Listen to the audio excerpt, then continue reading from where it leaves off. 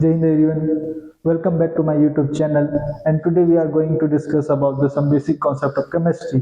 और इसमें भी हम आज जो है बहुत इंपॉर्टेंट टॉपिक पढ़ने वाले हैं और उस टॉपिक का नाम है लॉ ऑफ कॉम्बिनेशन। ठीक है, आज भी हम जितने केमिकल रिएक्शंस होते हैं उनके जो किस लॉ को फॉलो करते हुए केमिकल रिएक्शन कंडक्ट होते हैं उसके बारे में हम जो बहुत अच्छे से डिस्कस करने वाले हैं। तो चलिए स्टार्ट करते हैं हमारा आज का lecture, law of chemical combination.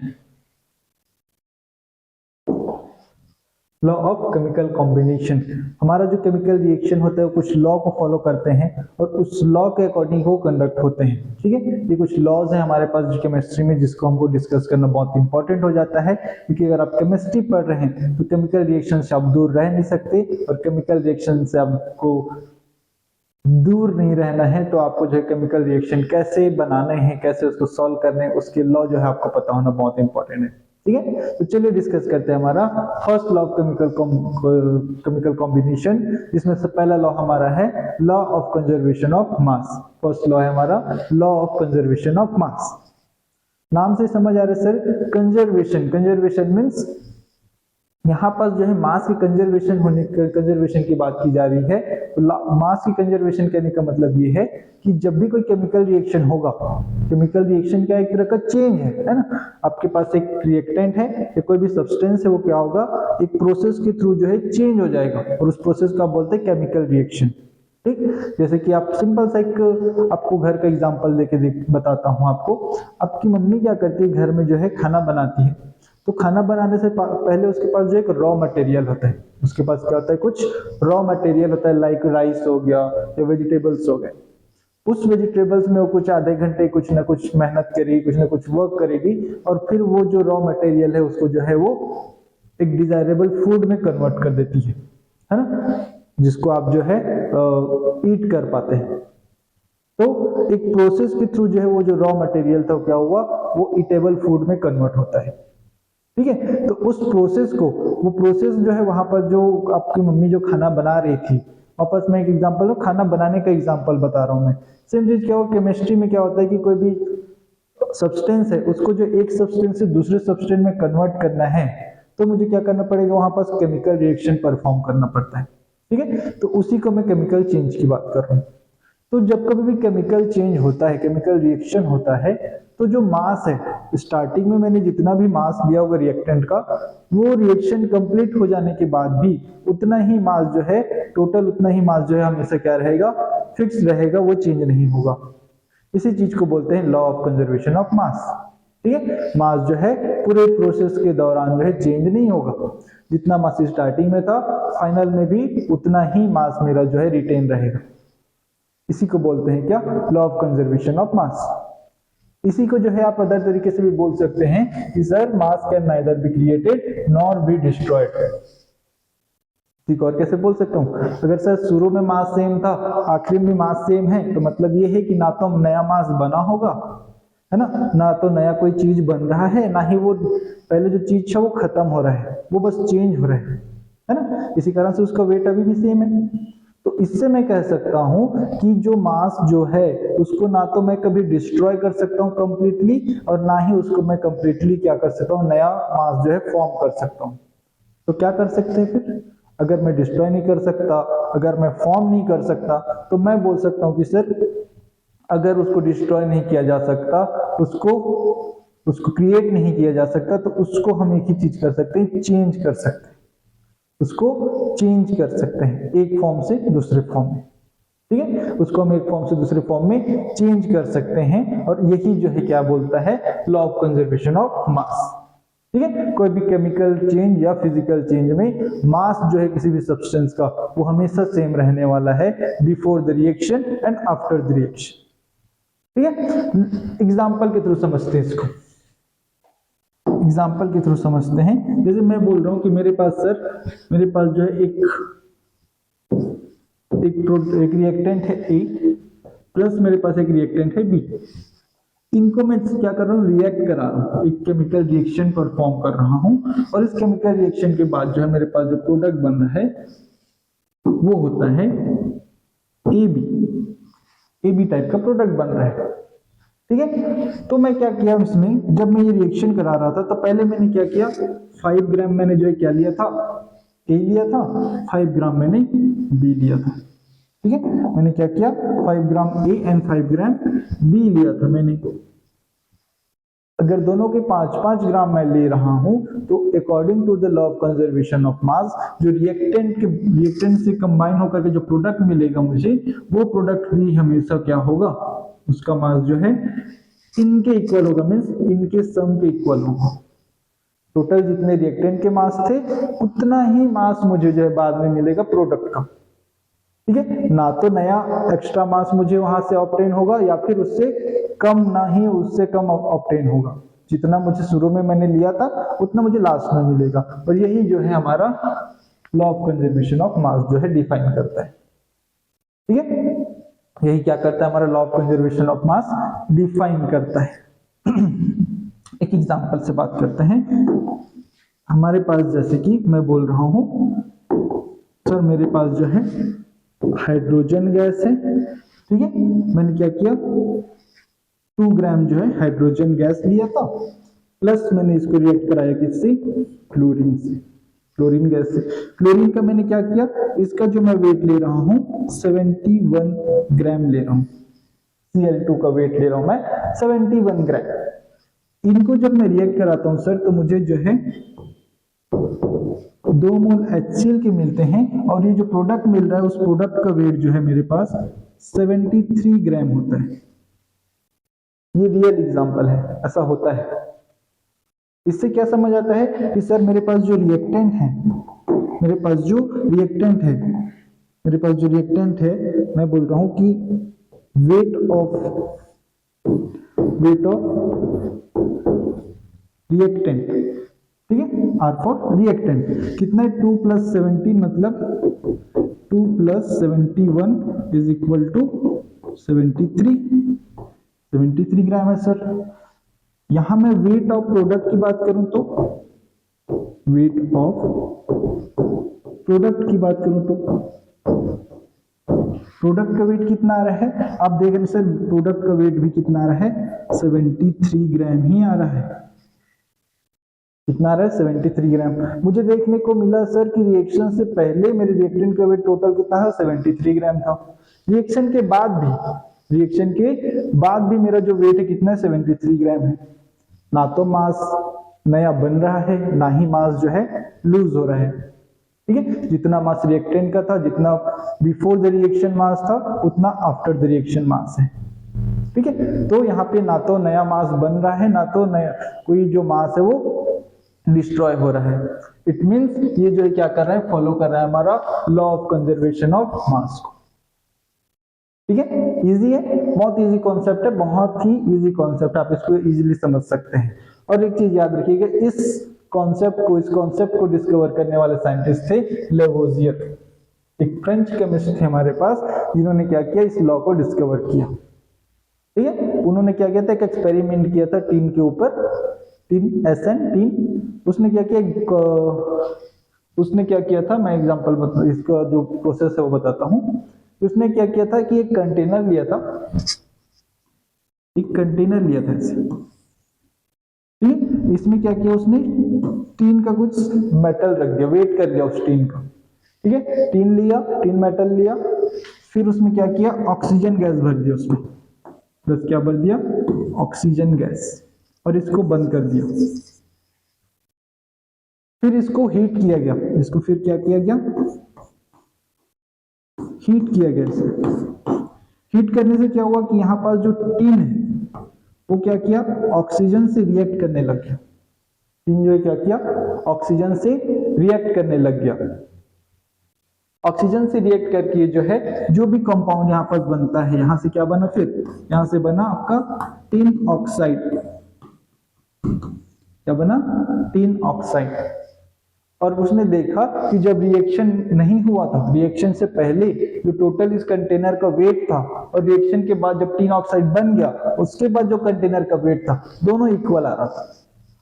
दोनों क्या आ रहा था, इक्वल आ रहा था। और अगर दोनों ही इक्वल आ रहा है तो इसका मतलब उसने ये रिजल्ट निकाला कि सर रिएक्शन होने से पहले और रिएक्शन होने के बाद मास में कोई चेंज नहीं आता है ना, उसकी मास में कोई चेंज नहीं आता है, ठीक है। और इसी को उसने जो है कन्वर्ट कर दिया किसमें, लॉ ऑफ मास कंजर्वेशन, ठीक है। तो ये बहुत इजी सा कॉन्सेप्ट था, पहला हमारा जो रूल था बहुत इजी था। उसी के बेस पे हमारे पास कुछ क्वेश्चन है जो बन सकते हैं एग्जाम में। पहला हमारे पास 3.4 gram of AgNO3 silver nitrate in 100 gram water when mixed with 1.7 gram of NaCl in 100 gram water, 2.87 gram of AgCl and 1.70 gram of sodium nitrate were obtained. Which of the chemical combination followed by this system? ठीक है, क्या बोला गया है आपके पास sir, बोला गया है कि हमारे पास क्या था, सिल्वर नाइट्रेट था, AgNO था, प्लस आपके पास सोडियम क्लोराइड था।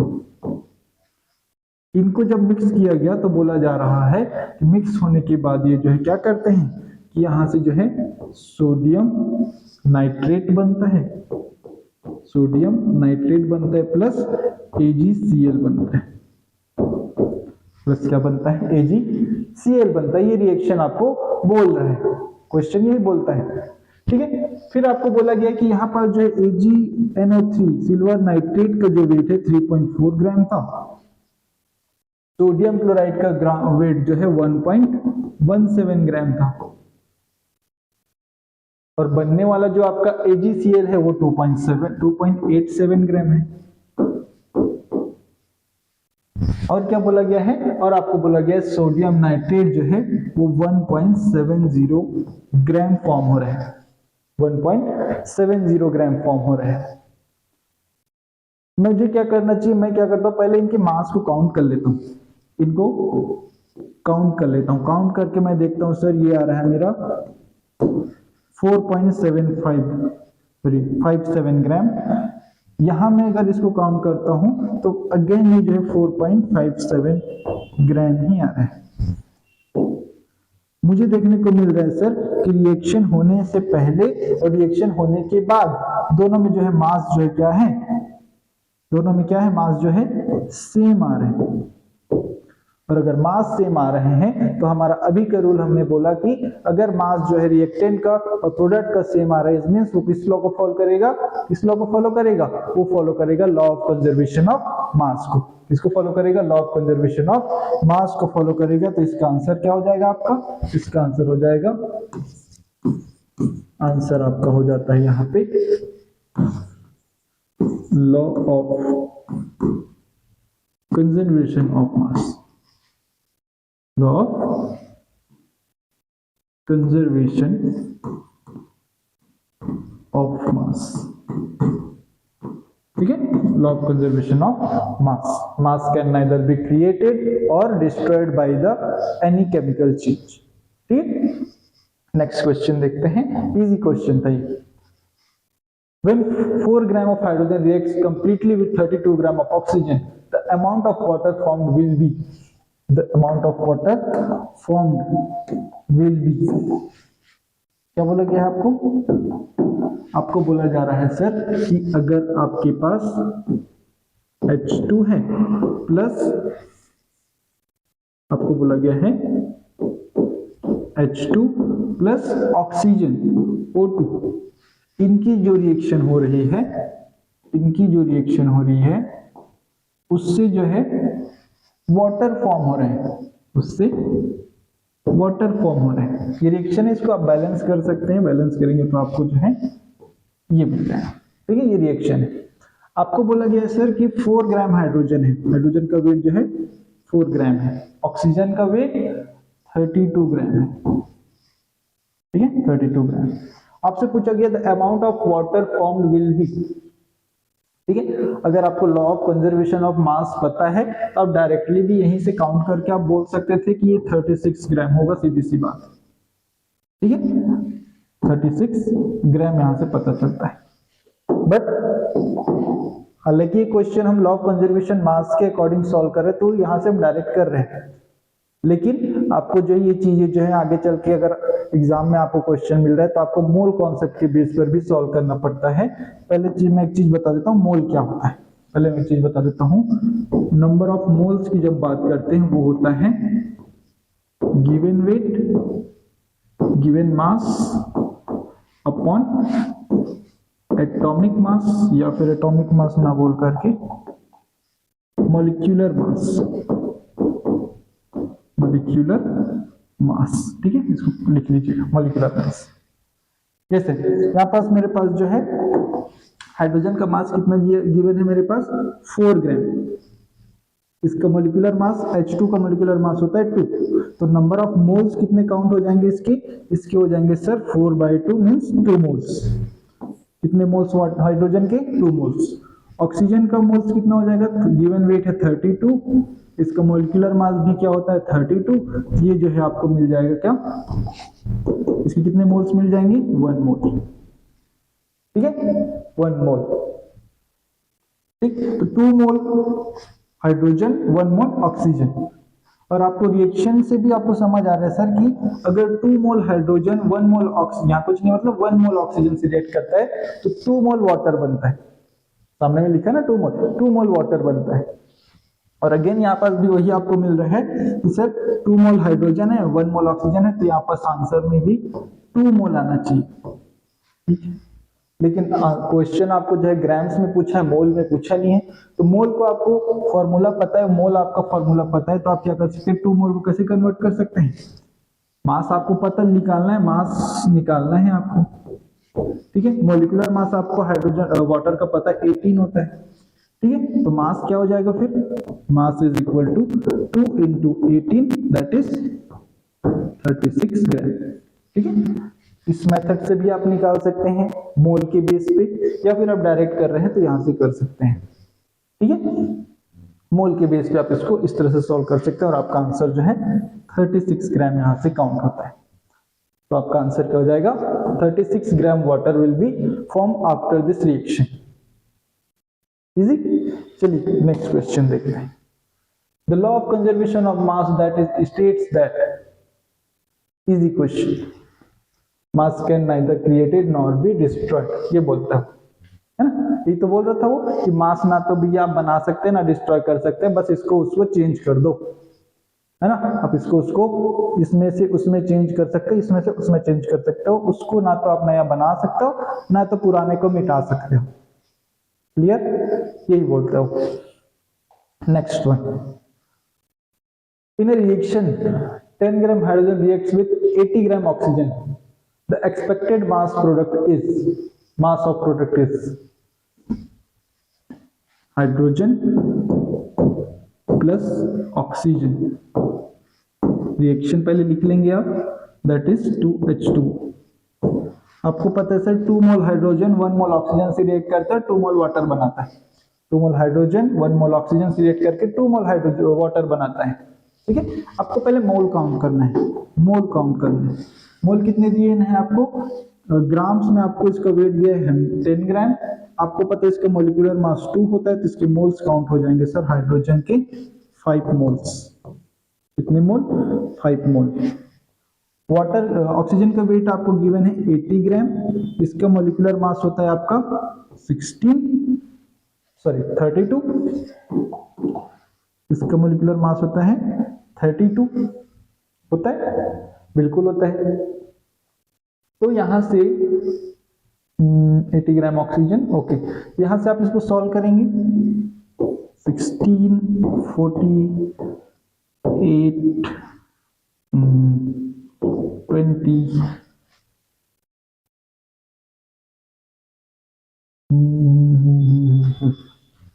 एंड ये हो जाएगा आपको 4, 5/4। इसको और सॉल्व करेंगे तो इसको आगे आप सॉल्व करते हैं तो इसका आंसर जो है यहां से 5/4 क्या हो जाएगा आपका, इसका आंसर क्या हो जाएगा आपका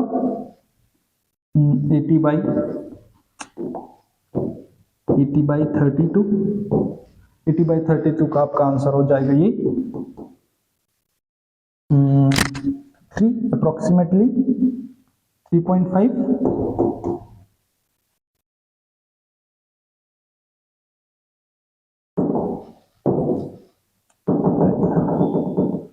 नहीं, इसको हम क्या करते हैं, इससे सॉल्व नहीं करते हैं, इसको हम सॉल्व करते हैं मास के बेस पे, है ना। इसको डायरेक्टली मास के बेस पे सॉल्व करने की कोशिश करते हैं। हमारे पास जो है क्या है, 10 ग्राम है एंड ये जो है 80 ग्राम। लॉ ऑफ मास कंजर्वेशन क्या बोलता है कि आपका जो मास रिएक्टेंट का जो टोटल मास है वही मास आपको क्या मिलेगा, प्रोडक्ट का मिलेगा। वही मास आपको क्या मिलेगा, प्रोडक्ट का मिलेगा। मीन्स आपका जो है 80 plus 10 is equal to 90, is equal to 90। Answer क्या जाएगा इसका, 90 ग्राम जो है इसका आंसर आ जाएगा। इसका आंसर क्या जाएगा, 90 ग्राम्स आ जाएंगे। ठीक है, नेक्स्ट क्वेश्चन चेक करते हैं। Which experiment supports that law of conservation of mass? Lavoisier's steel packing experiment, यही सर है ना। लेवोजियर का जो सील पैक्ड एक्सपेरिमेंट था वही जो है इसका बेस है। मैंने आपको बताया था उसने कंटेनर में टीन और ऑक्सीजन लिया था, उसको रिएक्शन कराया था उसने, है ना, और उसका वेट मेजर किया था before the reaction and after the reaction. ठीक है, तो ये जो है उसका आंसर हो। ठीक है,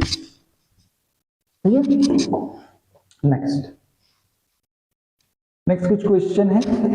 in a closed vessel 50 gram reactants taken after the complete reaction of mass. अगर आपका जो वेसल है क्लोज्ड है, अगर आपका जो कंटेनर है वो क्लोज्ड है, बंद है, तो वहां से कोई भी रिएक्टेंट अगर गैस भी बन रहा होगा तो वो वहां से रिमूव हो भी नहीं सकता। तो जो भी रिएक्शन हो रहा है उसके बाद जो भी मास है वहां वो उसके अंदर ही रहने वाला है, वो कहीं बाहर जा नहीं रहे। और अगर बाहर जा नहीं रहे तो क्या वो चेंज होगा क्या उसका मास? नहीं, उसका मास जो है अनचेंज हो जाएगा। अगर 50 ग्राम रिएक्टेंट था तो 50 ग्राम आपका प्रोडक्ट भी मिलेगा। ठीक है, 50 ग्राम आपका प्रोडक्ट भी मिलने वाला है। 12 gram carbon reacts with 32 gram of oxygen. The mass of CO2 formed is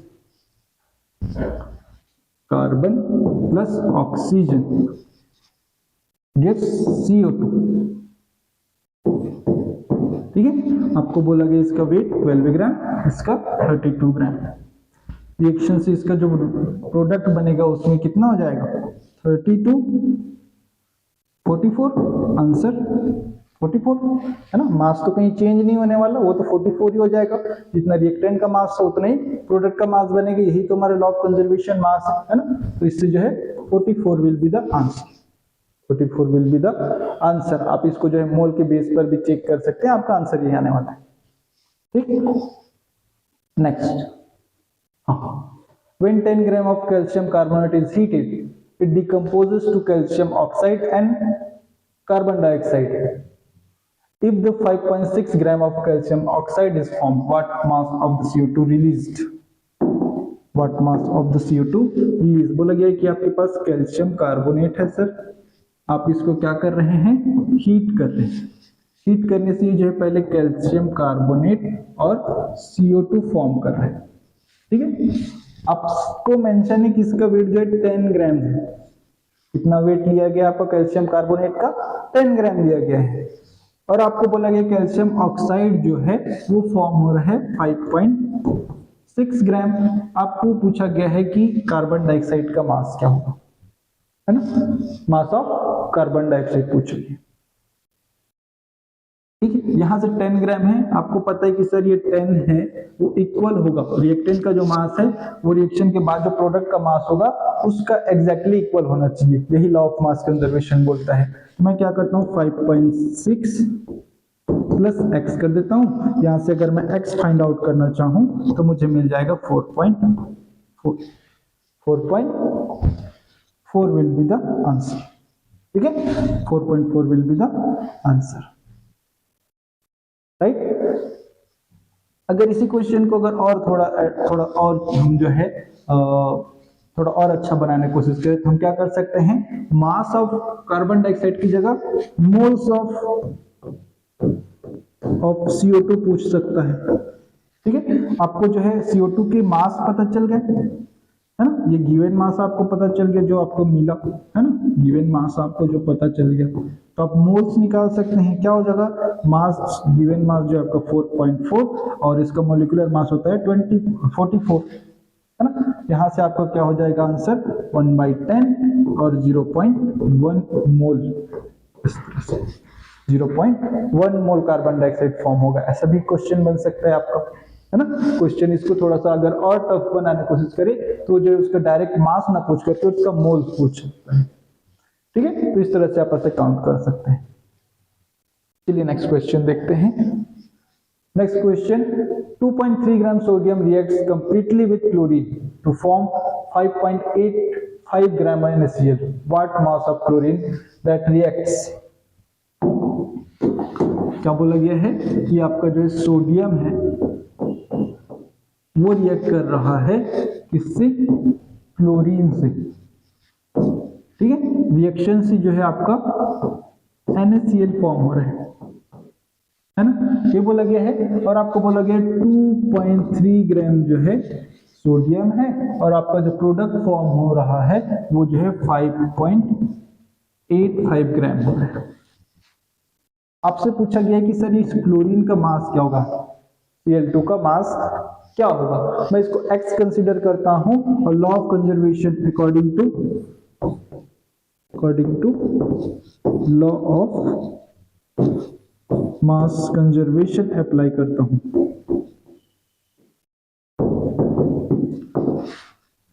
क्या हो जाएगा 2.3 प्लस x इज इक्वल टू 5.85, है ना। तो यहां से x की वैल्यू क्या आ जाएगी मेरा 5.85 माइनस 2.3 दैट गिव्स, इससे हमको मिल जाएगा क्या, आपको मिल जाएगा यहां से 3.55 gram. 3.55 gram will be the answer, ठीक है। B is the right answer, ठीक है। ऐसे क्वेश्चंस आ सकते हैं, इससे आपको इसको थोड़ा सा ध्यान रखना है।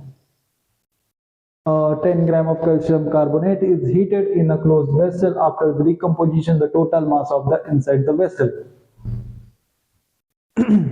Easy question, easy question. बना के देख सकते हैं कि आप एक बार इसको ट्राई कीजिए, फिर मैं बताता हूँ, ठीक है। वीडियो पॉज करके ट्राई कर सकते हैं, ठीक। क्वेश्चन में क्या पूछा गया है, क्लोज्ड वेसल आपको मेंशन है, ठीक है। आपको क्या मेंशन है कि आपको मेंशन है कि सर ये जो वेसल है आपका जो रिएक्शन हो रहा है वो एक बंद कंटेनर में हो रहा है, क्लोज्ड वेसल एक क्लोज्ड कंटेनर में हो रहा है। अगर आपका कंटेनर क्लोज्ड है तो उसके अंदर का मास जो है कभी चेंज नहीं होगा, क्योंकि उसके अंदर जो भी प्रोडक्ट बनेगा वो गैस हो, सॉलिड हो, लिक्विड हो, क्या फर्क पड़ता है, वो तो वहां से बाहर जा ही नहीं सकता। और अगर बाहर नहीं जा सकता तो मास कभी चेंज हो भी नहीं सकता, ठीक है। मास भी चेंज नहीं हो सकता, ठीक। Mass will be remain same, mass will be remain same, ठीक। नेक्स्ट क्वेश्चन, सॉरी क्वेश्चन यहाँ पे कंप्लीट होता है। नेक्स्ट हम बात कर लेते हैं इसकी लिमिटेशन की।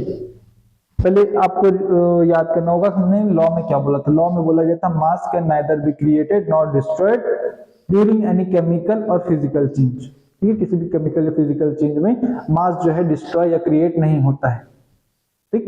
फिर बाद में हमारे पास जो आया एक formula E is equal mc square, E is equal mc square, ठीक है। लॉ ऑफ रिलेटिविटी का जो कॉन्सेप्ट आया आपके पास, इससे क्या बोलते हैं यहाँ पर जो E फॉर एनर्जी और यहाँ पास M for mass, means energy को मास में कन्वर्ट किया जा सकता है, ये फॉर्मूला हमको डिफाइन करता है, ठीक है। रिलेटिविटी का जो थ्योरी है उससे हमको ये समझ आता है कि एनर्जी जो है मास जो इंटर कन्वर्टेबल है। और इसी से जो है आगे हमको इसकी जो लिमिटेशन है वो पता चलती है। लिमिटेशन कौन सी, this law is not applicable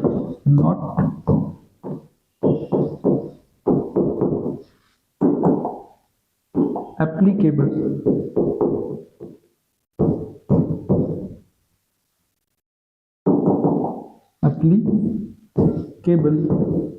for कौन सा reaction, for nuclear reaction,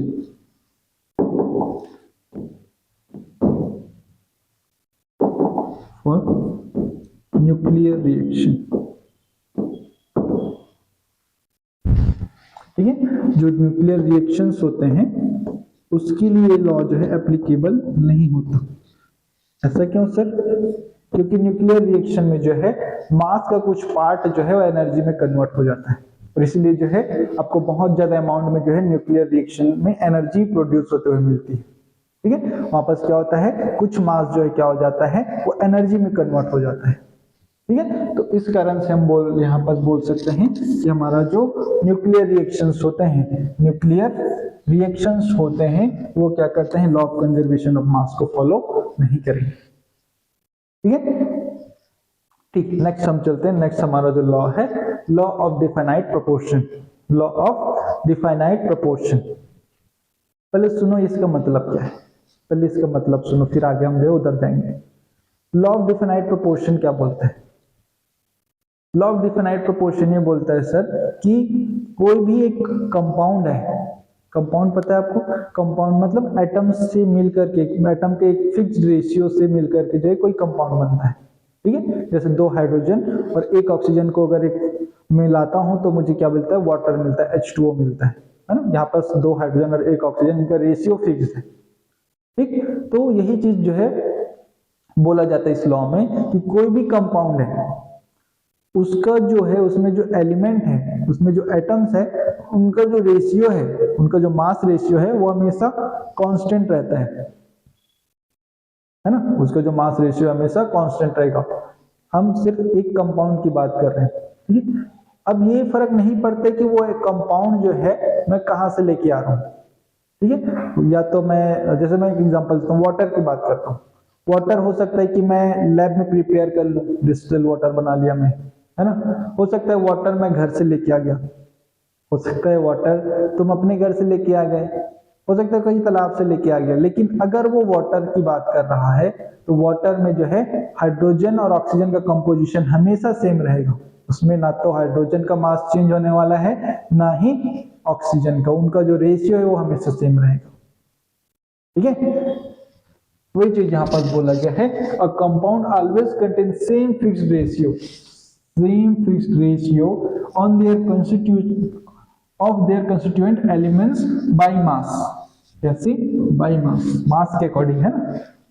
no matter how it is prepared, उससे फर्क नहीं पड़ता वो कैसे बन रहा है, बनना वही चाहिए। ठीक है, सेम कंपाउंड बनना चाहिए, कैसे बनेगा मुझे नहीं पता, लेकिन अगर वो वही कंपाउंड बन रहा है तो उसमें एटम या उसके एलिमेंट का जो रेशियो है वो सेम रहेगा बाय मास।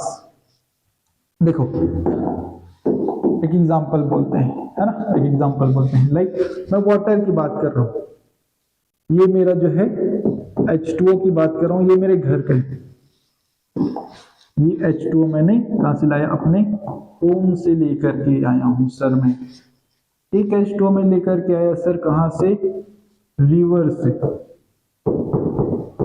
से एक H2O लेकर के आ गया, और एक H2O में लेकर के आया कहां से, तुम्हारे घर से, फ्रॉम यूर होम। ठीक है, ये तुम्हारे घर से लेके आ गया मैं, और कहीं से भी ले आओ, H2O होना चाहिए बस। यहां पास जो है हाइड्रोजन और ऑक्सीजन का जो रेशियो है, हाइड्रोजन का मास कितना, एक हाइड्रोजन का मास 1 होता है सर, 2 हाइड्रोजन का मास 2 होगा, है ना। तो इसमें हाइड्रोजन का मास क्या होगा, 2। ऑक्सीजन का, एक ऑक्सीजन का मास होता है सर 16।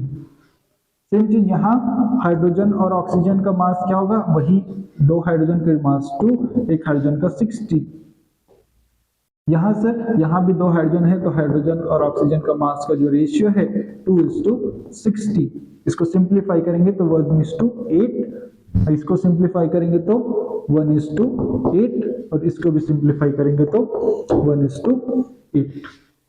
ठीक है, ये रेशियो हम कैसे डिफाइन कर रहे हैं, ये रेशियो कैसे फाइंड आउट कर रहे हैं हम, जो है रेशियो बेस्ड ऑन मास, इनके मास के बेस पर, है ना, इनकी रेशियो जो है मास के बेस पर, इनका जो रेशियो हम फाइंड आउट कर रहे हैं वो घर का पानी जो लाया उसमें भी 1:8 है, मैं रिवर का वाटर लेके आया उसमें भी वाटर में जो हाइड्रोजन और ऑक्सीजन का रेशियो 1:8 है, और हमने जो तुम्हारे घर से भी पानी मंगाया था सर उसमें भी 1:8 ही है, 1:8 ही है। यही चीज तो हमने बोला ना कि वाटर को तुम कहीं से भी ला लो ना सर, उसमें जो हाइड्रोजन और ऑक्सीजन के जो मास रेशियो है, उनका मास का जो रेशियो है वो हमेशा सेम ही रहेगा, है ना, सेम रहेगा और सेम है कि नहीं सेम? अगर सेम ही है अगर ये, तो कौन सा लॉ फॉलो हो रहा है यहाँ पे?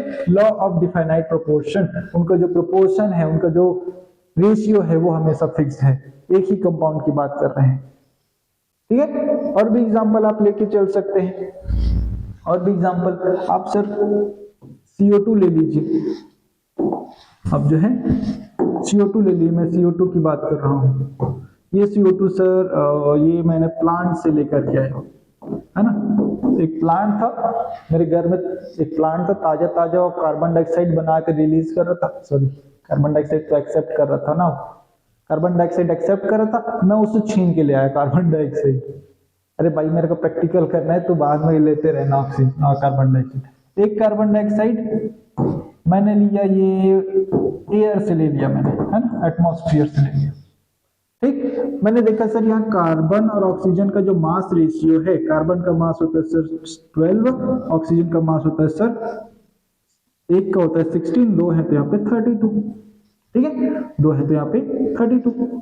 यहाँ पे कार्बन और ऑक्सीजन का रेशियो सर मैंने देखा कार्बन अभी भी 12 है और ऑक्सीजन 2 है तो अभी भी 32। इसको आप सॉल्व कर सकते हैं, कर सकते हैं आगे आप जो करना चाहें, ठीक, नहीं करेंगे तो भी कोई दिक्कत नहीं। रेशियो 12:32, 12:32 सेम रेशियो है सर, सेम रेशियो है। अगर ये रेशियो सेम आ रहा है, same ratio, same ratio, same ratio means वो किसको फॉलो करेगा? वो फॉलो करेगा लॉ ऑफ डिफाइनाइट प्रोपोर्शन को, लॉ ऑफ डिफाइनाइट प्रोपोर्शन को फॉलो करेगा। क्लियर? ठीक है, तो ये जो है इस लॉ को बताता है, लॉ ऑफ डिफाइनाइट प्रोपोर्शन, और ये लॉ जो है जोसेफ प्राउस ने डिस्कवर किया था।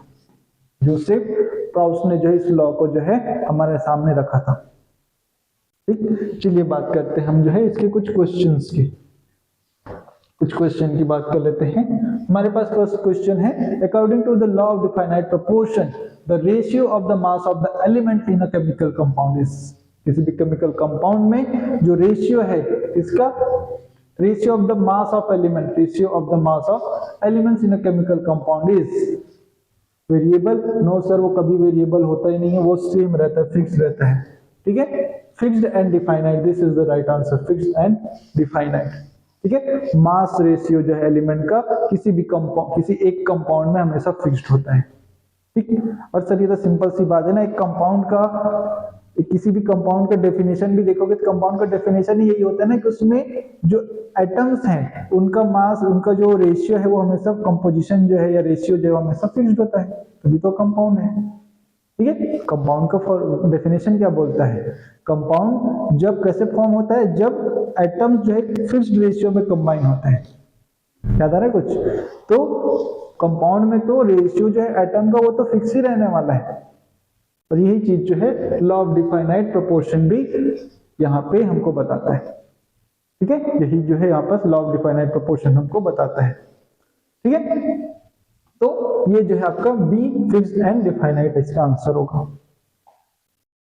Question number next, 18 gram water contains 16 gram of oxygen and 2 gram of hydrogen, according to the law of definite proportion 36 gram of water will be. Sir आपको बोला गया है, सर आपको क्या बोला गया है कि वाटर है, इसमें हाइड्रोजन और ऑक्सीजन का जो मास है, एक जब वो ये वाटर जब कितना है 18 ग्राम है, तब 18 ग्राम है, तो 18 ग्राम में क्या हो रहा है, 16 ग्राम आपका ऑक्सीजन है एंड 2 ग्राम हाइड्रोजन है। आपसे पूछा जा रहा है सर अगर मैं इसी वाटर को 36 ग्राम लूं, 36 ग्राम लूं तो क्या होगा? 36 ग्राम। हमको पता है सर ये रेशियो जो 1:8 आ रहा है, यहाँ भी रेशियो जो है 1:8 ही आएगा, ठीक है, 1:8 ही आएगा। 1:8 को आप जो है 16:2 भी लिख सकते हैं, या फिर इसी को और आगे आप जब लिख देखो यहाँ से यहाँ 2 गए तो 2 से मल्टीप्लाई किया, यहाँ से यहाँ जाएंगे तो अगेन 2 से मल्टीप्लाई करेंगे तो 16:32 एंड 2 2 4, 32 एंड 4 जो है 36, this is the answer.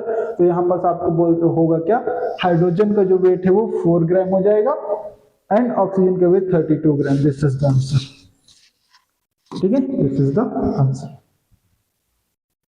Simple से भी आप ऐसे भी बोल सकते हैं कि 18 ग्राम में अगर 18 ग्राम वाटर में अगर 16 ग्राम ऑक्सीजन है तो 36 ग्राम में क्या होगा, 16 दूनी 32, क्योंकि 18 का डबल 36 होता है, तो ऑक्सीजन का वेट भी वो भी डबल कर दो, सिंपल सी बात है। तो कंपोजिशन तो सेम ही रहेगा ना, वो तो चेंज नहीं होने वाला, ठीक। Which of the following is always constant for a pure chemical compound? Pure chemical compound के लिए sir mass percent of element जो है फिक्स होता है, ठीक है। कंपाउंड अगर प्योर है तो उसमें जो एलिमेंट्स होंगे उनका मास का जो परसेंटेज है वो हमेशा फिक्स होता है, वो चेंज नहीं होता है, ठीक। नेक्स्ट क्वेश्चन चेक करते हैं। A sample of calcium carbonate obtained from a C cell contain the same percentage of the calcium carbon and oxygen as CO calcium carbon prepared in laboratory। C cell मतलब C से कोई cell लेके आ गए, उसमें से भी calcium carbonate में जो कार्बन, ऑक्सीजन और कैल्शियम का जो परसेंटेज है वो सेम टू सेम पाया जाता है लेबोरेटरी में प्रिपेयर किया गया कैल्शियम कार्बोनेट की परसेंटेज के अकॉर्डिंग, ठीक है। अगर दोनों में जो है एलिमेंट का जो कंपोजिशन है या उसका परसेंटेज जो है अगर सेम आ रहा है तो किस लॉ को फॉलो करेगा, किस लॉ को फॉलो करेगा, लॉ ऑफ कांस्टेंट कंपोजिशन। इसी को हमने और किस नाम से पढ़ा था, law of definite proportion, definite proportion, ठीक है,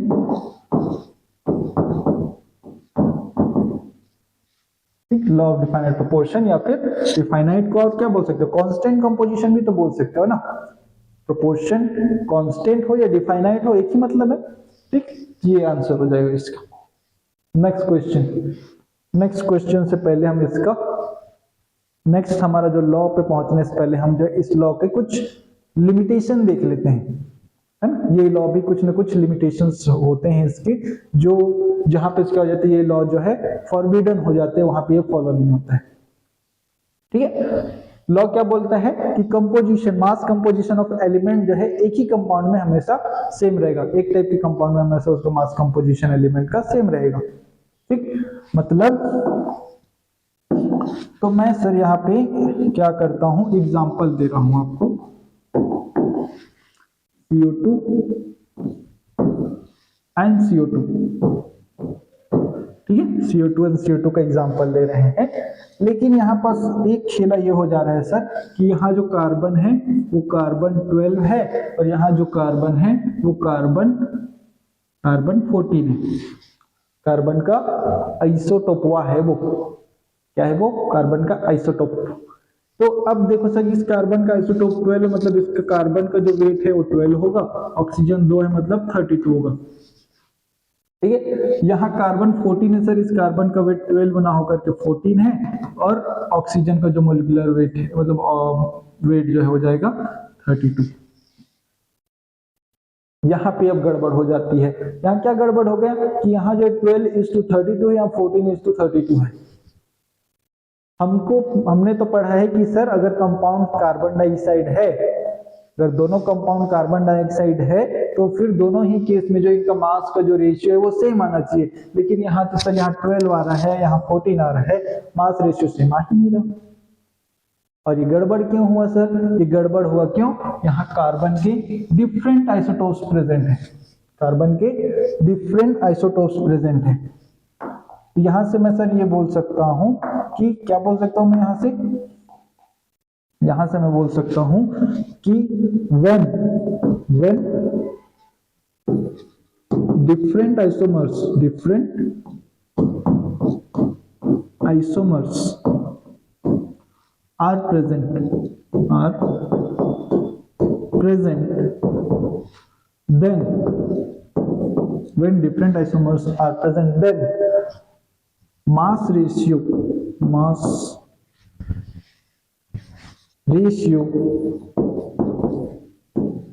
ratios of compounds of elements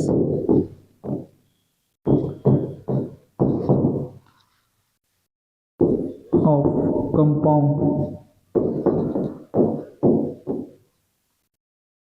will change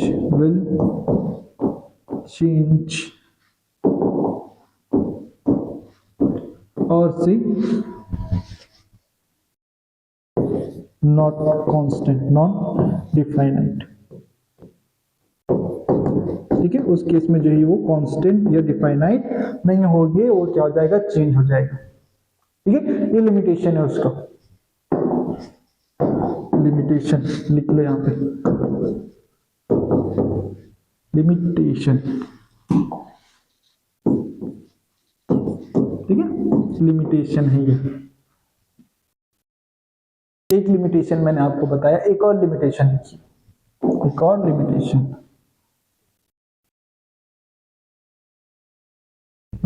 एक और लिमिटेशन, ये पहला लिमिटेशन हो गया आपका। दूसरा मैं बता रहा हूं, दूसरा क्या, दूसरा ये हो सकता है कि सर अगर एलिमेंट में कंपोजिशन जो है थोड़ा सा चेंज हो जाता है, एक रेयर केस होता है कब, व्हेन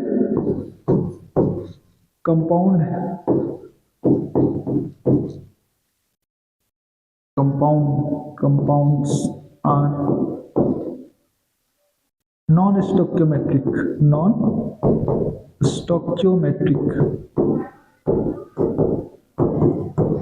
ये क्या हो गया सर, नॉन स्टोइकियोमेट्रिक मींस जिनका स्टोइकियोमेट्री फिक्स नहीं है। मैंने अभी बोला कि सर वाटर, जैसे मैं बोल रहा हूं तो इसमें वाटर 2 है, दूसरा वाटर भी लूंगा उसमें भी वाटर 2 ही होंगे सर, स्टोइकियोमेट्री फिक्स है सर उसका। ठीक है, लेकिन कुछ ऐसे कंपाउंड है मेरे पास, जैसे मैं बोल रहा हूं आयरन ऑक्साइड की बात कर रहा हूं। ठीक है, आयरन ऑक्साइड की बात करो तो इसके 2 टाइप के कंपाउंड मिलते हैं, जिसमें एक होता है Fe, जिसमें वो 0.95 होता है और ऑक्सीजन होता है। ठीक है, इसमें आयरन का स्टोइकियोमेट्री जो 0.95 है। यहाँ पर इसी का दूसरा मैं ले रहा हूं जिसमें आयरन जो है 0.85 स्टोइकियोमेट्री प्रेजेंट होता है, और इन दोनों में जो स्टोइकियोमेट्री डिफरेंट है, इनका जो मास रेशियो है वो भी डिफरेंट आने वाला है ना। इनके जो आयरन और ऑक्सीजन का मास रेशियो दोनों कंपाउंड में डिफरेंट आने वाला है। ठीक, इस कारण से ये भी क्या हो जाएगा, ये भी क्या हो जाएगा, ये कैसे हो जाएगा, इसका मास रेशियो जो है oxygen iron is to oxygen का जो रेशियो वो क्या हो जाएगा, इसमें ये हो जाएगा 0.95 इज टू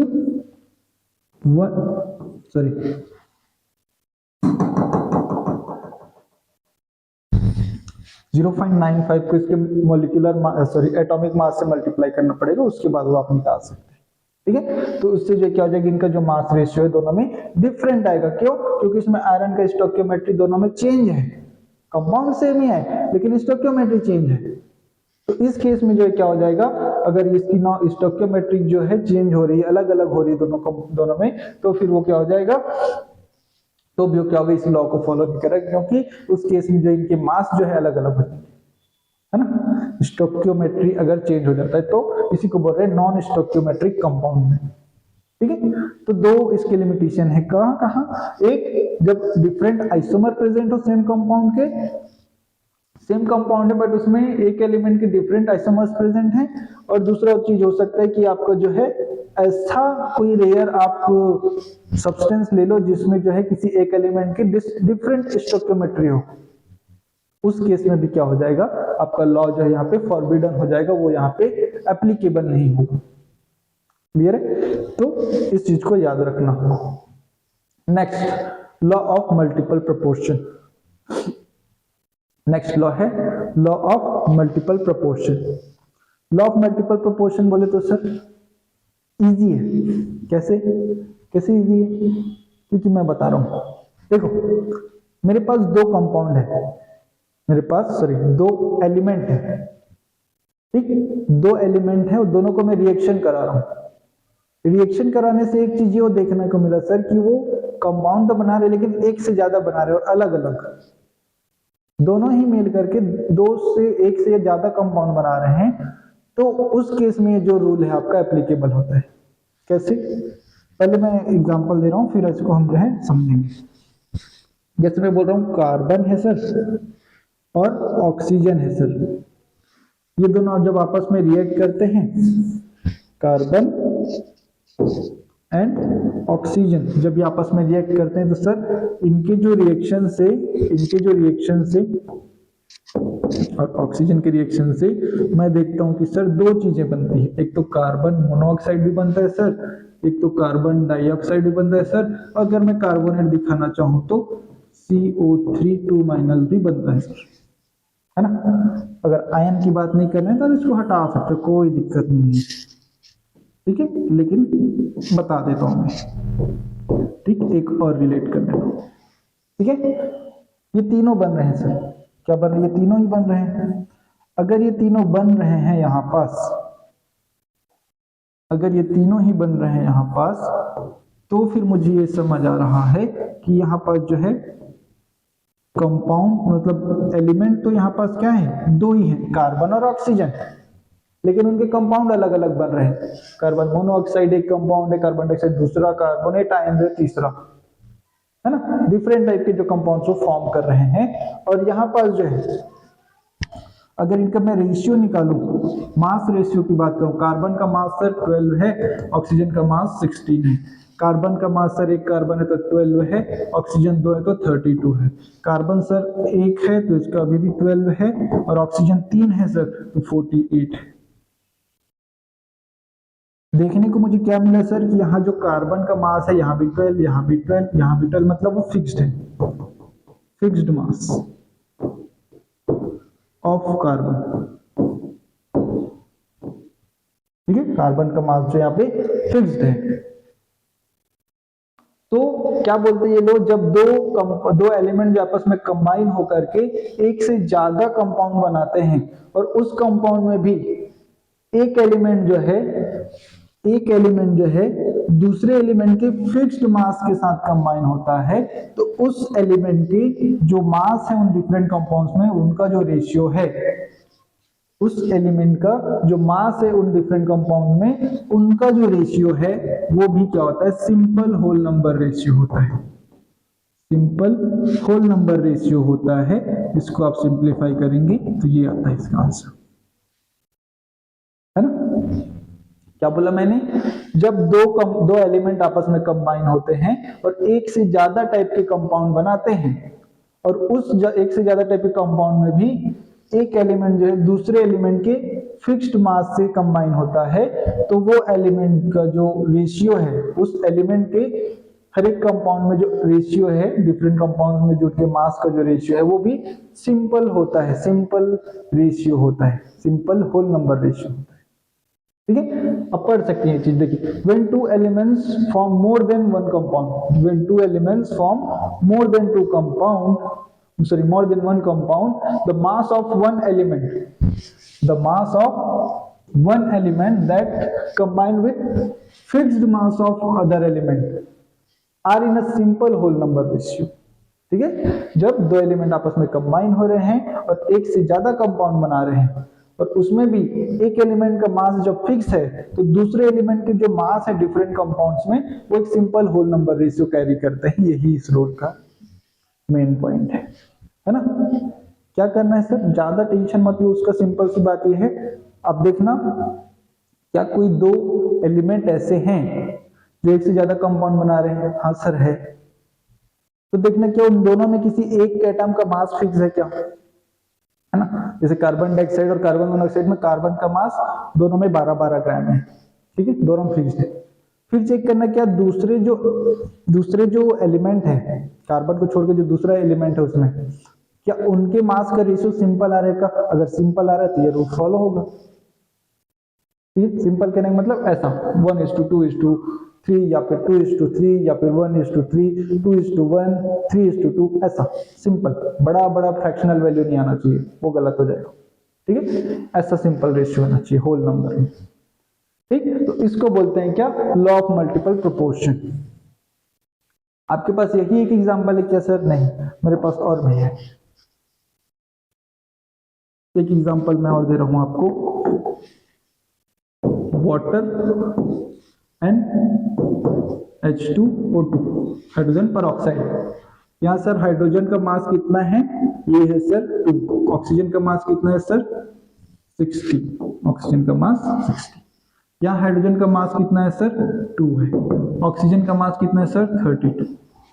किसी का मास फिक्स दिख रहा है सर? हाँ, हाइड्रोजन के मास दोनों में फिक्स है, तो मुझे चेक करना है ऑक्सीजन के मास को दोनों में।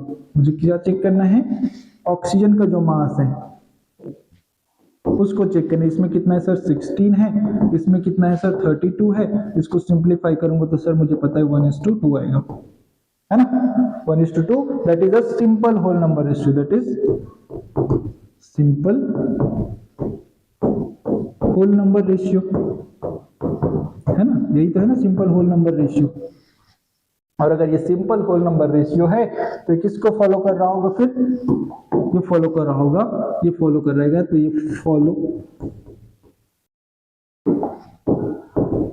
Follows law of multiple proportion. ठीक है, ये क्या कर रहा है? लॉ ऑफ मल्टीपल प्रोपोर्शन को फॉलो कर रहा है। ठीक है, लॉ ऑफ मल्टीपल प्रोपोर्शन को फॉलो कर रही है। क्लियर? ऐसे और भी ले सकते हैं आप, जो है आपके पास और भी एग्जांपल है, लाइक आप जो है SO2 एंड SO3 का कंपेयर करके देख सकते हैं। ठीक है, SO2 एंड SO3 का कंपेयर करके देख सकते हैं। इजी है, आप इसमें SO4 माइनस भी लेकर के कंपेयर कर सकते हैं। कीजिएगा इसको आप, ठीक कर लेंगे आप लोग। नेक्स्ट क्वेश्चन की बात कर लेते हैं इस टॉपिक से रिलेटेड। बताइए क्वेश्चन कैसे बनेगा? क्या बोल रहा है क्वेश्चन? क्वेश्चन आपको बोल रहा है carbon form 2 oxides, carbon monoxide and carbon dioxide. ठीक है, अभी हमने देखा था। If 12 gram carbon combined with 16 gram oxygen in carbon monoxide and 32 gram with 32 gram oxygen in carbon dioxide. This data illustrate,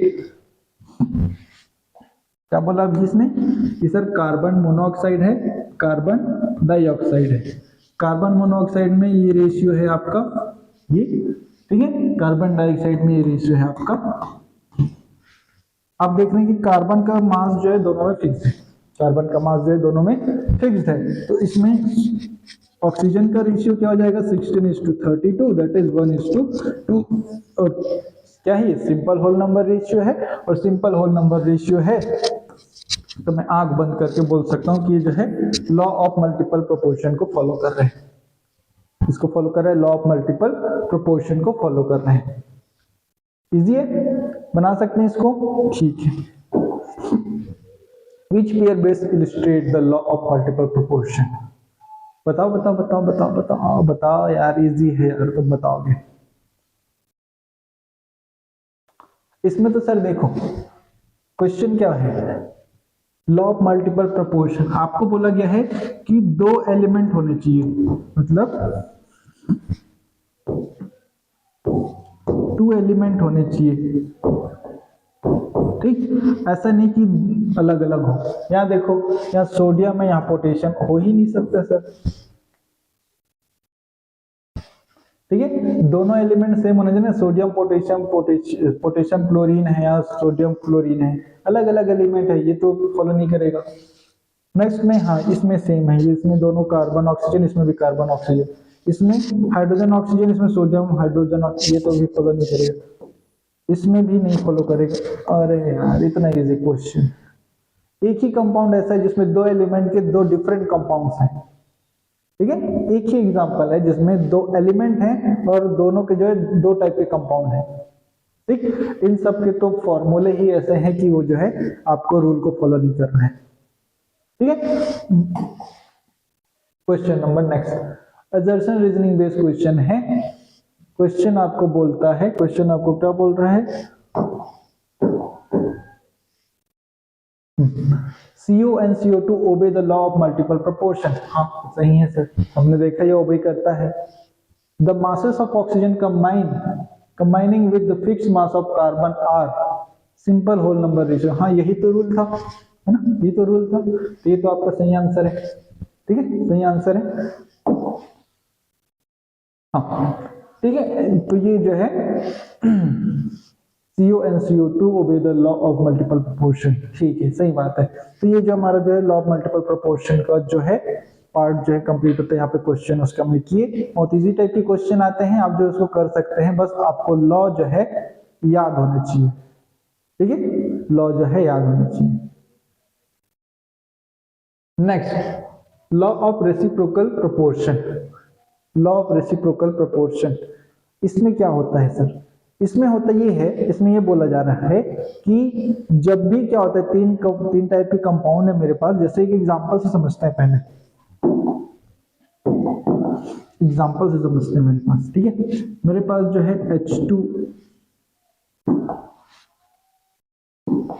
मेरे पास हाइड्रोजन है, मेरे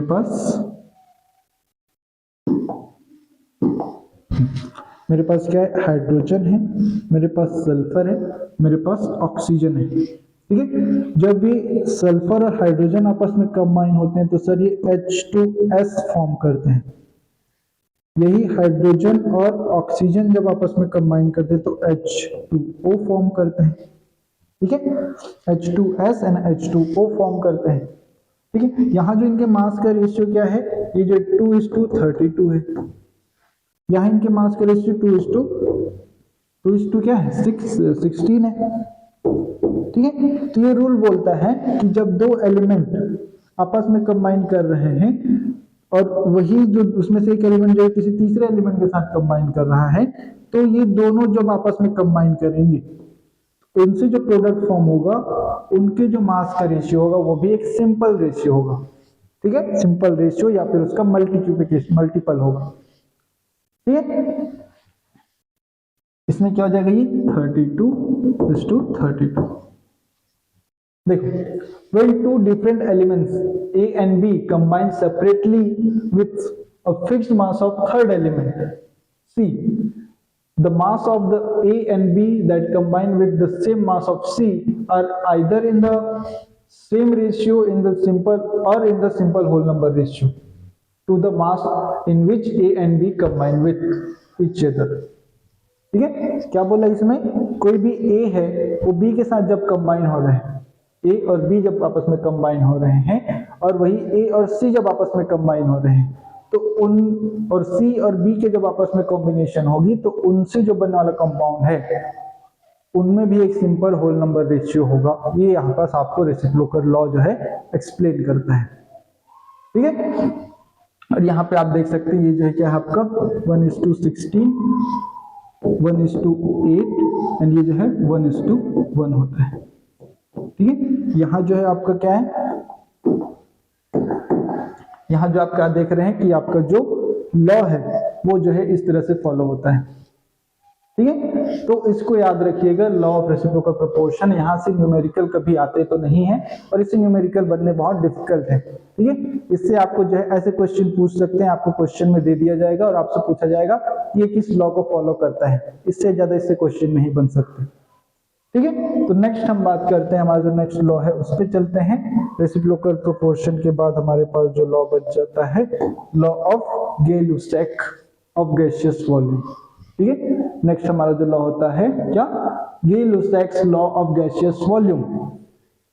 हाँ, इसको याद रखिएगा कि जो लॉ है रिचर्ड के द्वारा गिवन है। ठीक है, बेंजामिन रिचर्ड जो है उसने ये लॉ दिया था, उससे ज्यादा इससे क्वेश्चन बनने के चांसेस नहीं है। नेक्स्ट, गे-लुसाक लॉ की बात करते हैं जो कि गैस की वॉल्यूम्स की बात करता है।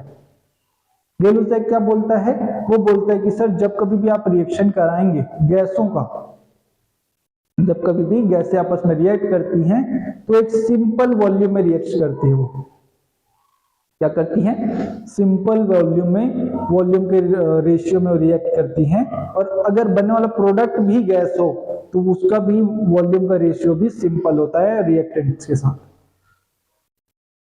ठीक है। सिंपल कहने का मतलब वही 1:2, 2:3, ऐसे बहुत सिंपल रेशियो में रिएक्ट होते हैं।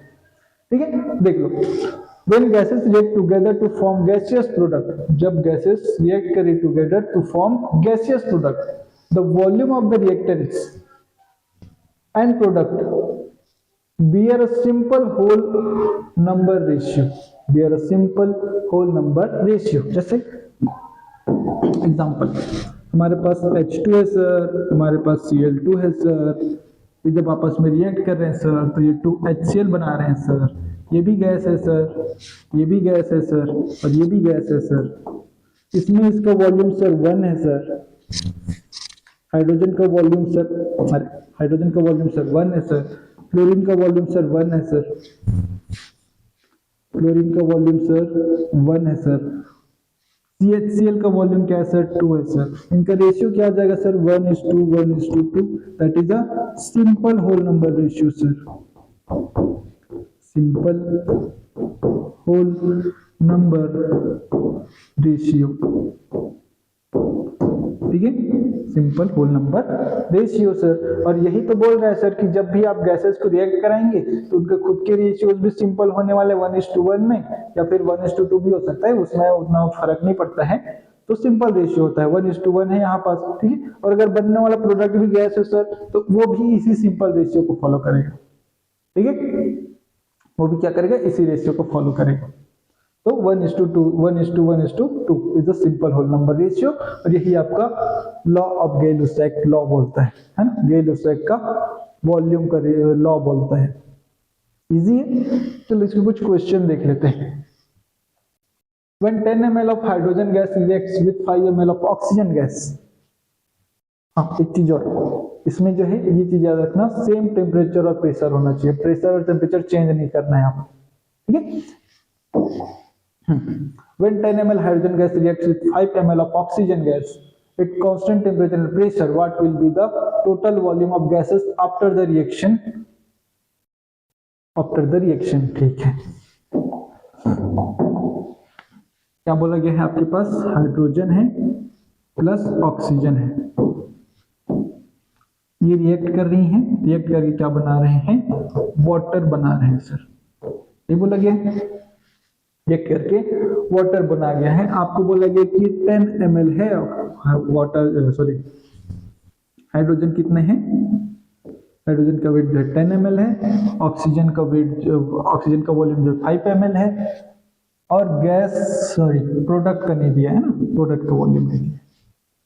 सर मुझे यहाँ देख के ये समझ आ रहा है कि जब हाइड्रोजन के 2 वॉल्यूम होते हैं तो ऑक्सीजन का 1 वॉल्यूम यूज होता है और उससे 2 वॉल्यूम बनता है वाटर का, है ना, 1 वॉल्यूम, सॉरी 2 वॉल्यूम हाइड्रोजन तो 1 वॉल्यूम ऑक्सीजन, तो 10 वॉल्यूम अगर हाइड्रोजन की बात करें तो 5 वॉल्यूम, मतलब इसका आधा है ना, तो इसका आधा ही लगेगा। इट मींस 10 वॉल्यूम जब हाइड्रोजन यूज होगा तो 5 वॉल्यूम ऑक्सीजन भी यूज हो ही जाएगा। 10 ml अगर हाइड्रोजन यूज हो रहा है तो 5 ml उसका आधा जो है, मतलब 5 ml ऑक्सीजन भी यूज हो जाएगा। तो यहाँ से मुझे ये भी समझ आ रहा है सर कि 2 ml अगर हाइड्रोजन है तो 2 ml मेरा यहाँ पे, सॉरी दो वॉल्यूम से 2 वॉल्यूम वाटर भी बन रहा है, 2 वॉल्यूम हाइड्रोजन से 2 वॉल्यूम वाटर बन रहा है, तो 10 ml हाइड्रोजन से कितना बनेगा, 10 ml वाटर बनेगा सर, 10 ml बनेगा सर। ठीक है, कितना बनेगा, 10 ml बनेगा। तो यहां से ये समझ आ रहा है कि सर रिएक्शन में ये तो पूरा खत्म हो जाएगा, ये भी खत्म हो जाएगा, बचेगा क्या, 10 ml वाटर, 10 ml वाटर बचेगा सर, बनेगा मतलब, ठीक है, ये तो खत्म हो जाएंगे, वो बनेगा। ठीक, तो यहां पर पूछा गया है कि total volume of gases after the reaction 10 होगा क्या, 10 नहीं होगा, क्यों, क्योंकि बनने वाला जो प्रोडक्ट है वो लिक्विड में बनता है, वाटर क्या है, लिक्विड है। अगर वाटर लिक्विड है, वाटर अगर लिक्विड है तो आपसे पूछा गया वॉल्यूम ऑफ गैसेस, जो गैसेस थी उनका वॉल्यूम तो खत्म, वो तो कंबाइन होकर के लिक्विड बना चुके हैं, वाटर बना चुके हैं, तो कोई वॉल्यूम गैस बचा क्या, नहीं, वॉल्यूम कोई गैस बचा गया नहीं, तो इस कारण से आपका आंसर क्या आना चाहिए, डी। ठीक है, because all gaseous reactant completely used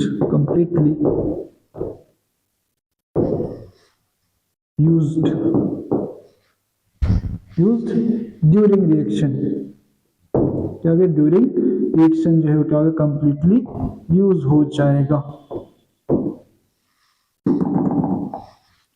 ठीक है। ड्यूरिंग रिएक्शन क्या हो जाएगा, वो कंप्लीटली यूज हो जाने वाले हैं। इस कारण से क्या होगा कि आपका जो है कोई भी गैस का वॉल्यूम नहीं बचेगा।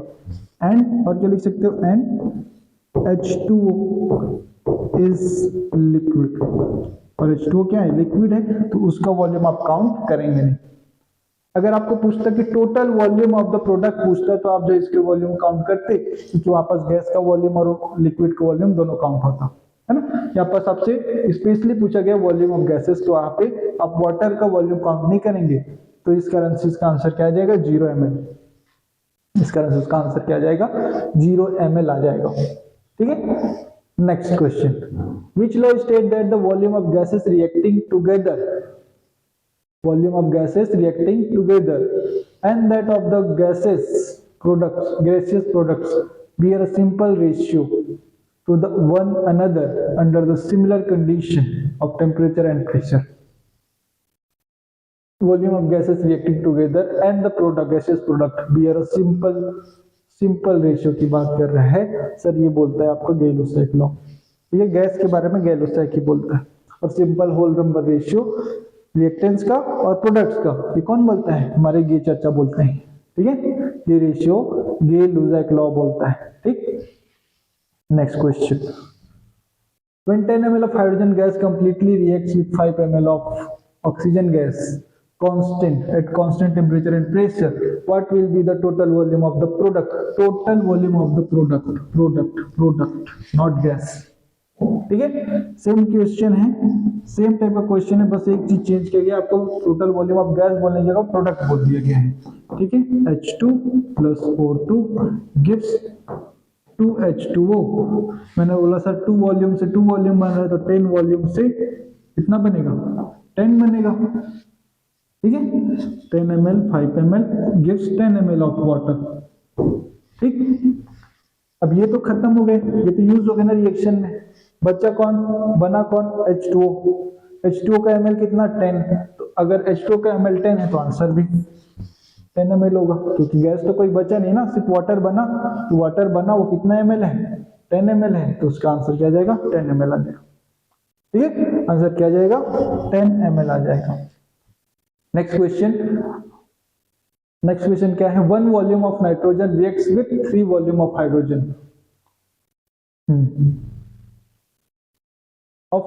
to form ammonia gas. If the reaction goes 50% completion, what will be the total volume of gases after the reaction? अच्छा क्वेश्चन है, क्या बोला गया है, आपका जो नाइट्रोजन है N2 प्लस हाइड्रोजन है, ये आपस में रिएक्ट कर रहे हैं और बोल रहे हैं कि ये अमोनिया बना रहा है, ठीक। आपको बोला कि 1 volume of nitrogen reacts with 3 volume of hydrogen. If the reaction goes 50%, अगर रिएक्शन जो है 50% हो रहा हो, इट मीन्स अगर ये 1 वॉल्यूम था तो 50% में क्या हो जाएगा, इसका सिर्फ आधा ही रिएक्ट हुआ होगा। कितना रिएक्ट हुआ होगा, इसका आधा रिएक्ट हुआ होगा और आधा बचा होगा। समझ आ रहा है क्या बोल रहा हूं, आधा रिएक्ट हो चुका होगा और आधा बचा होगा। आप इसको ऐसे भी लिख सकते हैं, इसमें रिमेनिंग क्या है, 0.5, मैं यहाँ पर लिख देता हूं, है ना, रिमेनिंग आफ्टर 50% कंप्लीशन, 50%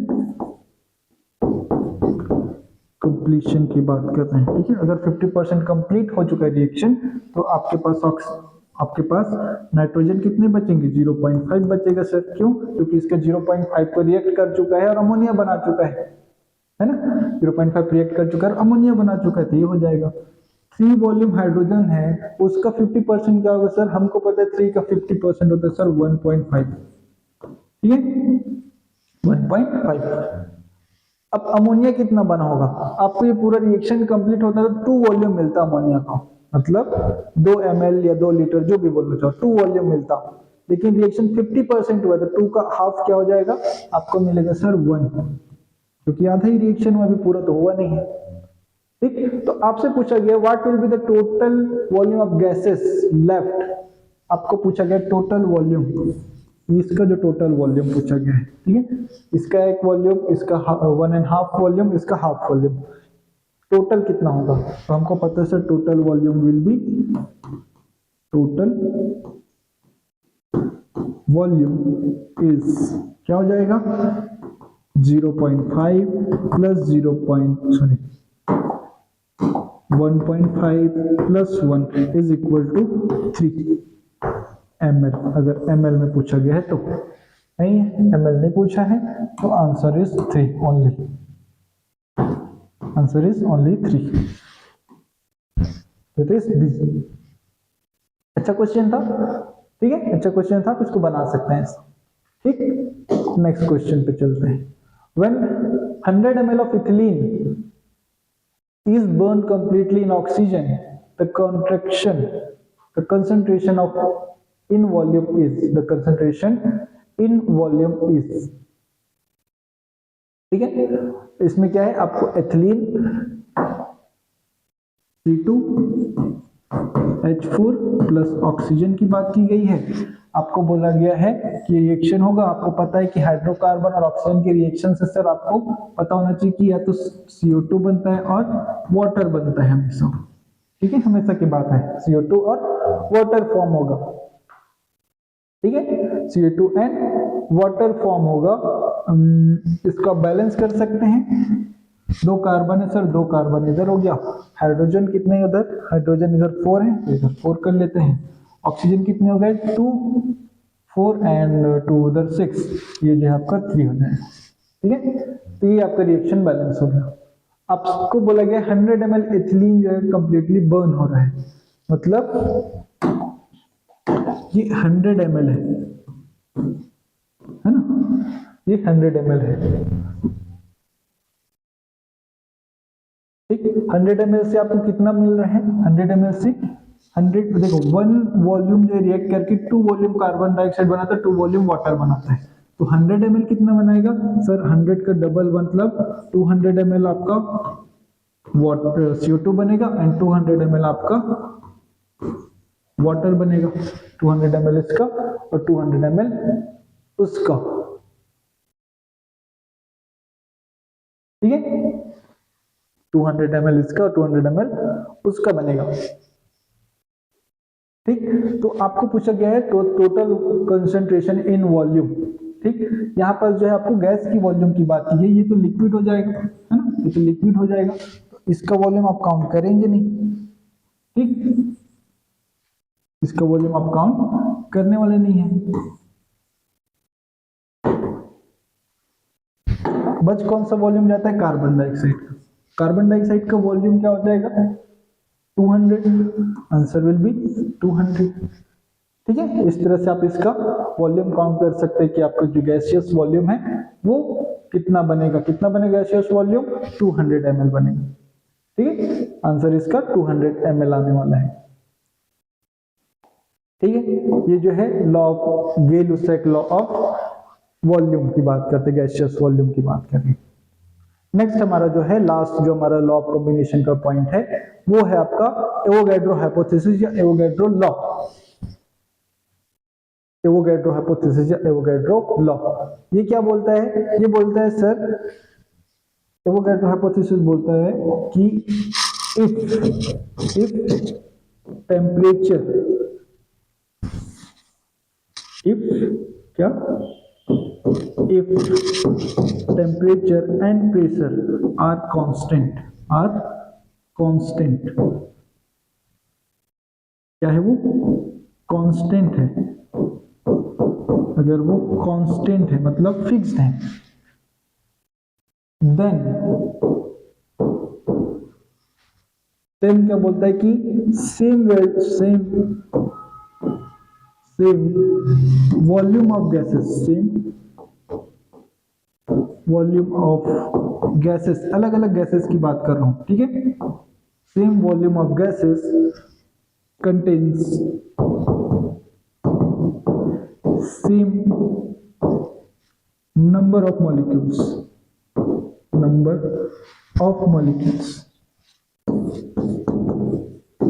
क्या बोलता है, सेम नंबर ऑफ मॉलिक्यूल्स होंगे। कब? जब आपके पास जो गैसेस हैं उनका वॉल्यूम सेम हो। ठीक है, जैसे मैं बोल रहा हूं कि गैस ए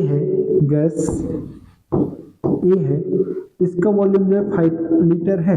ठीक है, और गैस बी है, इसका वॉल्यूम भी 5 लीटर है। ठीक है, तो सेम टेम्परेचर और प्रेशर पर क्या होगा, इनकी जो नंबर ऑफ मोल्स हैं या फिर इसमें जो number of molecules of A जो है और number of molecules of B जो है,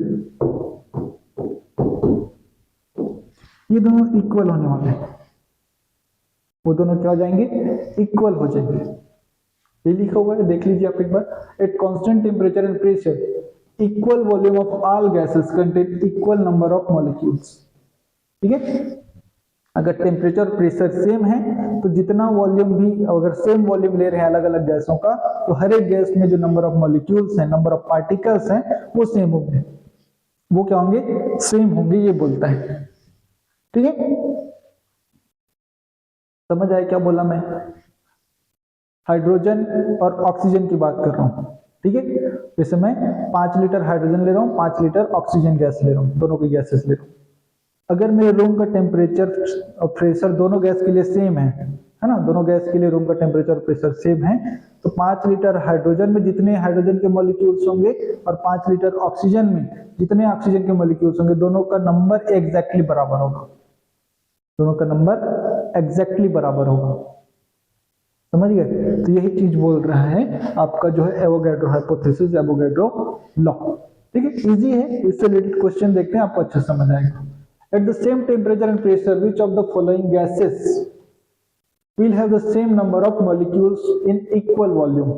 अगर सबका वॉल्यूम इक्वल है, टेम्परेचर और प्रेशर सेम है, तो हमको एवोगैड्रो ने क्या बोला, उसने बोला सर कि अगर ऐसा बोल रहे हैं आप, तो फिर जितनी भी गैस ले लीजिए, सबका जो है नंबर ऑफ मॉलिक्यूल जो है सेम आने वाले हैं, है ना। उसने वही बोला ना, अगर जो है वॉल्यूम आप सेम ले रहे हो सबको अगर 5-5 लीटर ही ले रहे हो सर, और टेम्परेचर और प्रेशर दोनों में सभी में सेम रख रहे हो सर, तो जितना भी गैस ले लो ना आप, सब में नंबर ऑफ मॉलिक्यूल सेम आएगा। यही कौन बोलता है, एवोगैड्रो बोलता है। कौन बोलता है, एवोगैड्रो बोलता है। ठीक है, next, equal volume of carbon monoxide and oxygen are mixed and ignite, the ratio of the volume of CO2 produced to the total gas remaining, equal volume of CO2 and O2। ठीक है, आपको बोला जा रहा है CO2 है, CO and O2 जो है आपस में रिएक्ट कर रहे हैं और CO2 बना रहे हैं। ठीक है, ये बैलेंस रिएक्शन है इसकी। आपको बोला गया कि इक्वल रेशियो में ले रहे हैं आप जो है। ठीक है, इक्वल वॉल्यूम जो है, इक्वल वॉल्यूम होना चाहिए दोनों का। मतलब इसका अगर मैं 2 ले रहा हूं तो इसको भी 2 लूंगा। ठीक, यहां नहीं लिखता हूं मैं, ये बैलेंस रिएक्शन। यहां से मुझे समझ आ रहा है कि 2 वॉल्यूम जो कार्बन मोनोऑक्साइड है, 2 वॉल्यूम जो कार्बन मोनोऑक्साइड है, वो 1 वॉल्यूम ऑक्सीजन से रिएक्शन करता है। ठीक है, तो अगर मैं इसका भी 2 वॉल्यूम ले रहा हूं, इसका भी 2 वॉल्यूम ले रहा हूं, तो सीधी बात है सर, इसमें से 1 तो रिएक्ट कर जाएगा, 1 वॉल्यूम जो है ऑक्सीजन का रिमेनिंग रह जाएगा। 1 वॉल्यूम जो यहां पास, 1 वॉल्यूम क्या है यहां पास, यहां से जो है 1 जो है रिमेनिंग रह जाएगा। ठीक, और यहाँ पे 2 वॉल्यूम जो है कार्बन डाइऑक्साइड फॉर्म हो जाएगा। The ratio of the volume of CO2 produce to the total gas remaining, है ना। आपके पास क्या है, ये CO2 यहाँ से कंज्यूम हो जाएगा, ये तो नहीं बचने वाला। ठीक है, इसके 2 वॉल्यूम में से 1 वॉल्यूम बचेगा और आपका जो है प्रोडक्ट कितना बनेगा, 2 वॉल्यूम बनेगा। तो टोटल कितना बन जाएगा सर, टोटल कितना रह जाएगा लास्ट में, तो टोटल कितने रह जाएगा लास्ट में? टोटल वॉल्यूम रह जाएगा कार्बन डाइऑक्साइड का वॉल्यूम प्लस रिमेनिंग जो ऑक्सीजन है, रिमेनिंग ऑक्सीजन का जो वॉल्यूम है, कार्बन डाइऑक्साइड का वॉल्यूम कितना है 2 एंड रिमेनिंग ऑक्सीजन का वॉल्यूम है 1, दैट इज इक्वल टू 3। ठीक, ये टोटल वॉल्यूम है। कार्बन डाइऑक्साइड का वॉल्यूम कितना फॉर्म हो रहा है? The ratio of the volume of CO2 produced to the total gas remaining, है ना। तो कार्बन डाइऑक्साइड कितना है फॉर्म्ड, CO2 कितना है, वो सर 2 है। तो रेशियो में बोल सकता हूँ CO2 और रिमेनिंग जो प्रोडक्ट्स है या फिर रिमेनिंग गैसेज है उसका रेशियो सर मुझे यहाँ से समझ आ जाता है कि वो जो आएगा रेशियो क्या हो जाएगा यहाँ से,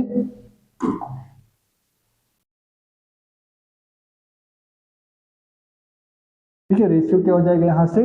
रेशियो में बोल सकता हूँ, रेशियो में बोल सकता हूँ यहाँ से कि वो हो जाएगा रेशियो, यहाँ लिख देता हूँ, ठीक है। रेशियो क्या हो जाएगा यहाँ से 2:3 हो जाएगा, 2:3 हो जाएगा। ऑप्शन में यहाँ पर प्रिंटिंग मिस्टेक है, ये जो है 2:3 होना चाहिए, ठीक है। 2:3 आपका डी आंसर आता, ठीक। तो इस तरह से ये जो क्वेश्चन है सॉल्व होगा। नेक्स्ट क्वेश्चन देखते हैं। When 10 ml of acetylene is burned in air, the total volume of gases after the cooling to the room temperature will be।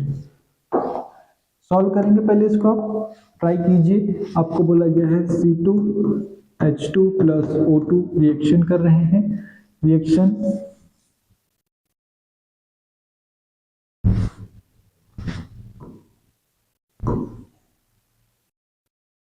O2 reaction कर रहे हैं, रिएक्शन करके आपको जो है CO2 फॉर्म होगा एंड वाटर फॉर्म होगा, ठीक है। आप इसको बैलेंस कर सकते हैं, बैलेंस करेंगे तो आपको पता है यहाँ पे ये हो जाएगा N2 to 4, ऑक्सीजन कितने हो जाएंगे 4 to 8 एंड 5, यहाँ पे जो है इसके मॉलिक्यूल्स हो जाएंगे 5, ठीक है। यहाँ पर क्या हो जाएंगे, इस तरह से रिएक्शन बैलेंस हो जाएगा, 5 ऑक्सीजन एंड एसिटिलीन, ठीक है। ये जो है आपका रिएक्शन बैलेंस हो गया। आपको बोला जा रहा है total volume of gases after the cooling to the room temperature, है ना। यहां से आपको 100 ml जो है आपको बोला गया है कि एसिटिलीन ले आया गया है, 100 ml एसिटिलीन लिया गया है। 2 वॉल्यूम से आपको जो है 4 वॉल्यूम CO2 बन रहा है, 2 वॉल्यूम हाइड्रोजन वाटर बन रहा है, 2 से 4 बन रहा है, तो 100 से कितना बनेगा सर 2 का डबल है, 2 का डबल है और कार्बन डाइऑक्साइड 2 है तो 4 डबल है ना, तो 100 का डबल क्या हो जाएगा, सीधी सी बात है सर, ये 200 ml बनेगा, ठीक है। ये 100 ml है तो उसका 200 ml बनेगा और वाटर जो है 100 ml ही बनेगा, ठीक है। क्यों? जब इसका 2 वॉल्यूम लेते हैं तो इसका 2 वॉल्यूम फॉर्म होता है ना, तो इसका अगर आप जो है 100 ml लेंगे तो उसका भी 100 ml बनेगा। तो आपको पूछा गया the total volume of gases after cooling to the room temperature. Sir अगर मैं इसको कूल कर दे रहा हूँ रूम टेम्परेचर तक, रूम टेम्परेचर बोले तो 25 डिग्री सेल्सियस तक अगर कूल कर दे रहा हूँ, तो मुझे पता है सर 25 डिग्री सेल्सियस पर H2O क्या होता है, वो लिक्विड होता है, तो क्या होता है, लिक्विड होता है। और अगर H2O जो है 25 डिग्री सेल्सियस पर ये लिक्विड बन जाएगा, ये तो लिक्विड बन जाएगा, तो गैसेस की वॉल्यूम ये काउंट नहीं होने वाला, और अगर ये काउंट नहीं होने वाला तो आपके पास कौन सा गैस बच जाता है CO2 और उसका वॉल्यूम है 200, उसका वॉल्यूम है 200। तो आंसर आपका 200 ml will be the right answer, ठीक है। 200 ml will be the right answer of this question, ठीक है। तो यहाँ पे हमारा जो है law of combination, law of chemical combination का जो टॉपिक है यहाँ पे हम जो इसको कंप्लीट करते हैं, और इसके बाद जो हम जो है नेक्स्ट लेक्चर में हम जो है एटम, मॉलिक्यूल, एटॉमिक मास और एवरेज एटॉमिक मास के बारे में जो है ब्रीफली डिस्कस करेंगे। आज के लिए यहाँ पास ये टॉपिक जो कंप्लीट होता है। जय हिंद।